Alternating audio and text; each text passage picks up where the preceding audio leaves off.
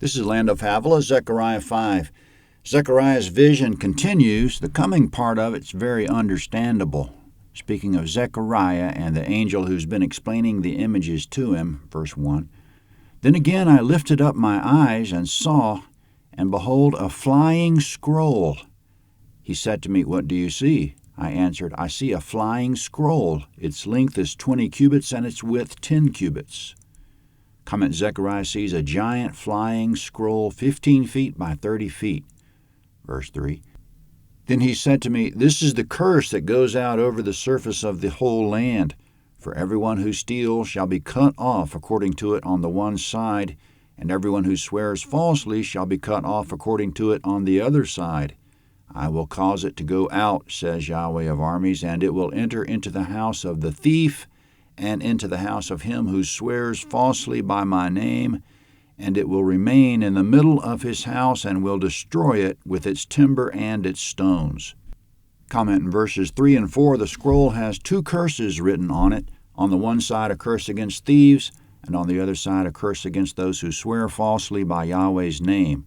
The scroll flies out over the entire land, enters the house of every thief and liar, and rests in those houses. The presence of that curse in their houses brings their houses to ruin and cuts off the thieves and liars, meaning it kills them. Genesis 9:11. Or cutting off could indicate being spiritually cut off from the people of Israel. Genesis 17:14. The houses will be destroyed down to the timber and stones, which is a metaphor for total destruction. Thieving and lying are disastrous. Yahweh's curse will light on the thief and liar.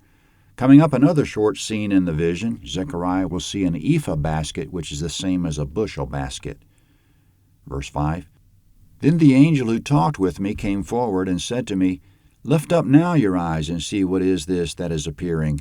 I said, What is it? He said, This is the ephah basket that is appearing. He said, Moreover, this is their appearance in all the land. And behold, a talent of lead was lifted up, and this is a woman sitting in the middle of the ephah basket. He said, This is wickedness. And he threw her down into the middle of the ephah basket, and he threw the weight of lead on its mouth. Comment, it was another floating or flying image. He, whoever he is, he doesn't deserve to be mentioned by name. He threw a woman into an ephah basket and shut it up with a lead lid. The lid weighed a talent, which is 70 pounds. The woman represents wickedness. So in effect, wickedness throughout the land has been unceremoniously thrown into a basket and shut up in it. Coming up, 2 other women with wings of storks will take up the basket and fly it away. Storks fly very high over long distances, so this will be an image of wickedness being far removed from the land. Verse 9. Then I lifted up my eyes and saw, and behold, there were 2 women, and the wind was in their wings. Now they had wings like the wings of a stork, and they lifted up the ephah basket between earth and the sky.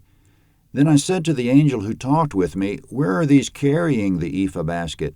He said to me, To build her a house in the land of Shinar. When it is prepared, she will be set there in her own place. Comment, the 2 women with stork's wings carried the woman called Wickedness to Shinar, to a house prepared for her, meaning she belongs there and she won't be coming back.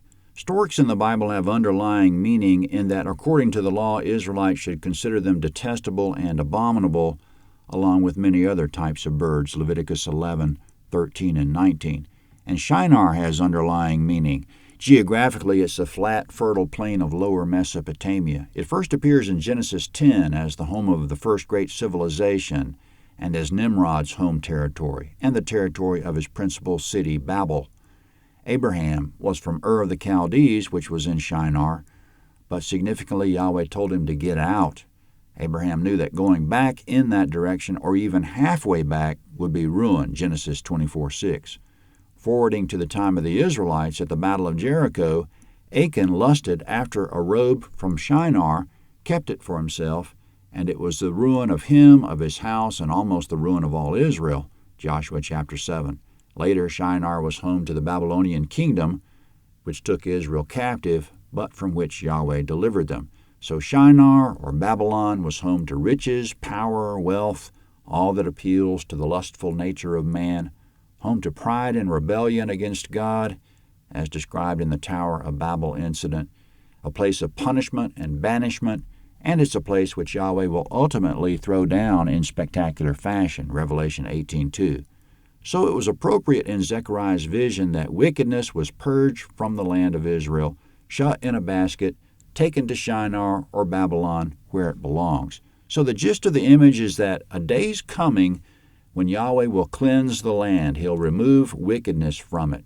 It's another little piece of the end times puzzle that at some point Yahweh will purge wickedness to the great relief of his people. But we don't want to be one of the ones banished to Babylon or to go down with it. Revelation calls it Mystery Babylon the Great, the mother of the prostitutes and the abominations of the earth, Revelation 17:5. So it's symbolic for evil, wickedness, opposition to God, worldliness, temptation, and destruction. Zechariah 6 is next.